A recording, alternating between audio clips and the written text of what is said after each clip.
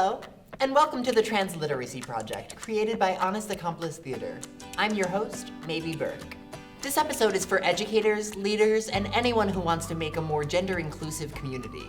If at any point you get confused or you want some more information, we suggest that you watch the other Transliteracy Project videos to go over the basics. Let's review some terms. We'll be using the terms trans and cis in this episode. Trans means across or on the other side, and generally it's used to refer to people like me who identify as a gender other than the one they were assigned at birth. Cis means on the same side, and is generally used for people like me who identify as the same gender as they were assigned at birth. Today we're going to look at small changes that can make your space more welcoming, effective ways to be an ally in your leadership position, developing gender-inclusive curriculum, and ways to advocate for inclusivity. Now, we're going to give you a lot of options today, so start with what works for you, and then refer back to this video if you want to try more. At the beginning of the semester, ask students their names and pronouns. Welcome to World History. My name is Mr. Thomas, and my pronouns are he, him, and his. Now I'd like to go around the room and learn your names and pronouns. You can also let everyone know. If at any time during the year your pronouns change, let me know so that we can address you the way that you would like to be addressed. Now, there are the typical announcements that we've heard. Please line up, boys and girls. Ladies and gentlemen, test taking is over. But what if you didn't use gendered language? Scholars, testing time is over. Students, line up. Hello, folks. Good morning, friends. Go a step further and challenge yourself not to gender toys. Building blocks are for everyone. Dressing up is for everyone. Or in assignments and schoolwork. Today, we'll be reading Julius Caesar. Anyone is welcome to play any part. Let's talk about decorating. If you're including pictures of historical or present-day figures, why not include trans people too? If you are an administrator or in a position of power, you can take it a few steps further and think about dress code. Is there a way to have uniform options that are not dictated by gender? Bathrooms. Do you have safe, gender-neutral bathroom options that are easily accessible for students? Curriculum. Are you supporting your teachers to utilize gender-inclusive curriculum? Sports teams. Are you supporting your athletic directors to allow trans and non-binary students the ability to participate fully on sports teams? You might be thinking, This is hard. I can't do this. I will fail and make the classroom even less inclusive. There's not enough time. okay, take a breath. Just start with one small thing. But what if I make a mistake? And show that you're a human? I think it'll be fine. Here's a secret. Sometimes admitting that you don't have all the answers is the answer. Can I just ignore? Ignoring problems can make them worse. But I'm terrified. So just remember that small changes can have a big impact. And once you make one small change, it'll be easier to make the next one. When you're a teacher or a leader in a space, you have a lot of power, and students pick up on small things. For example, if you mention a trans person from history. In the siege of Vicksburg during the Civil War, many soldiers were killed or captured, like Albert Cashier, a transgender soldier who later was able to escape and return to his regiment. That student will take notice, and if they need to talk later or need to find an ally, they'll remember that history lesson. Just by me saying one thing. Yeah. Now let's talk about when to intervene as an ally. Ultimately, gender-based bullying should be treated the same way as any bullying in the classroom. And that means it should be handled really seriously. When interrupting bullying, remember that your language can be very important. Boy, boy, crazy Wait, boy. why are you singing that? What are you, a boy? Of course not, she's a girl. You were trying to defend the student, but unfortunately you also implied that it would be a bad thing if that person identified as a guy.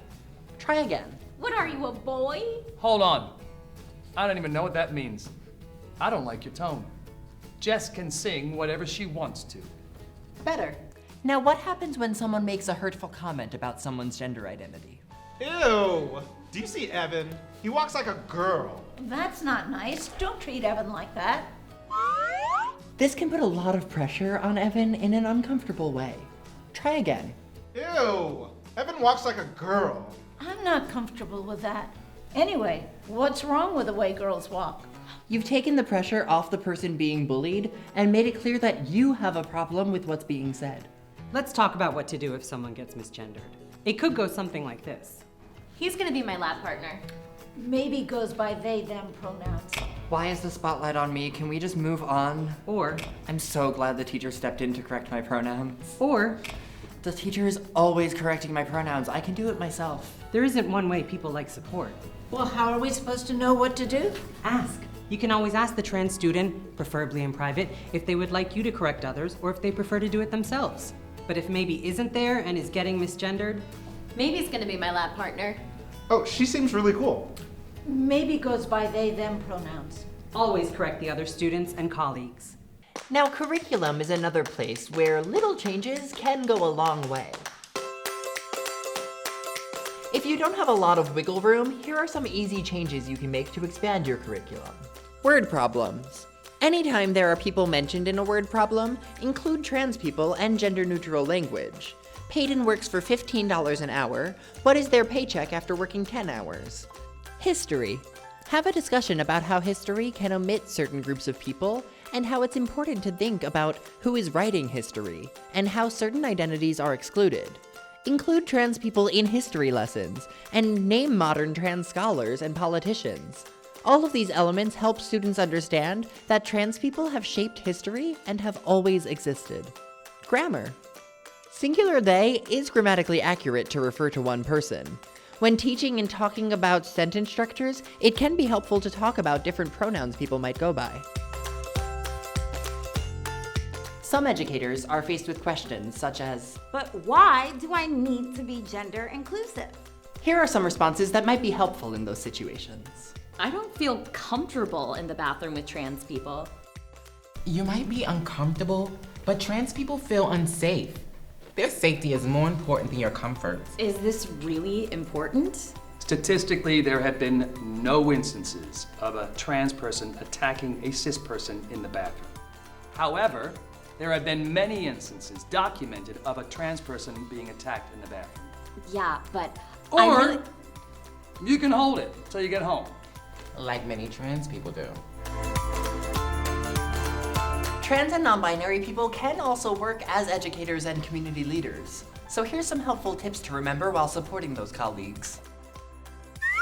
I have a trans student next year. How will they want to be addressed? Oh, I'm not the spokesperson for all trans people. You should probably ask them.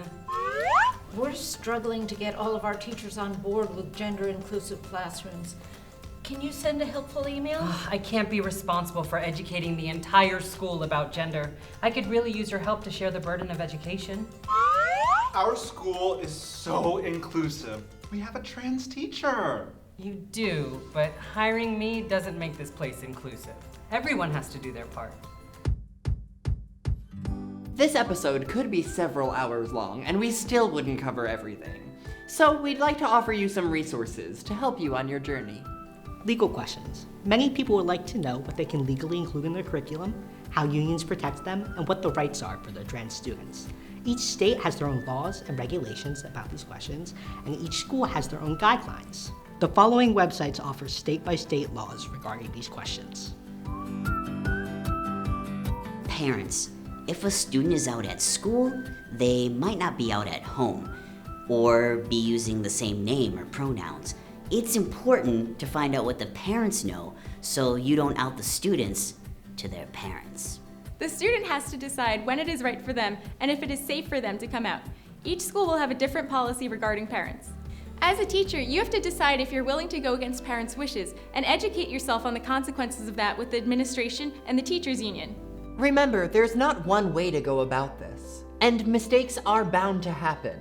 We can learn from those mistakes, fail forward, and do better in the future.